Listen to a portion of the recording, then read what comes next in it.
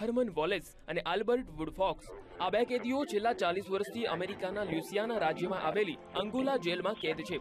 આ બંનેને એકાંત કારાવાસની સજા મળી છે, જેના કારણે દિવસના 24 કલાકમાંથી 23 કલાક તો તેમને એક કોટડીમાં એકલા જ રાખવામાં આવે છે.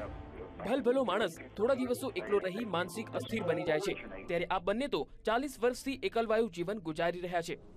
જેલના એક ગાર્ડની હત્યાના કેસમાં બંનેને આ આકરી સજા મળી છે. બંને ઉપરાંત રોબર્ટ કિંગ નામનો કેદી પણ 31 વર્ષ સુધી એકાંતવાસની સજા કાપી ચૂક્યો છે. તેને 2001માં મુક્ત કરવામાં આવ્યો હતો. રોબર્ટ, વોલેસ અને વુડફોક્સને અમેરિકન મીડિયાએ 3 કિંગ્સ નામ આપ્યું છે. આ ત્રણેયની કહાની બહાર આવ્યા બાદ અમેરિકામાં એક પ્રકારનું આંદોલન શરૂ થયું છે. મોટાભાગના અમેરિકનો એકાંતવાસની આવી આકરી સજા રદ કરવાનું ઈચ્છી રહ્યા છે. બીજી તરફ આ 3 કિંગ્સ પોતાને નિર્દોષ ગણાવી રહ્યા છે. એવા ગુનાની તેમને આકરી સજા મળી છે જે તેમણે કર્યો જ નથી. તેઓ ગુનેગાર હોય કે નહીં એ વાત મહત્વની નથી, પરંતુ વર્ષો સુધી એકાંતવાસમાં રહેવાની આ સજા યોગ્ય તો નથી જ. Bureau report, VTV.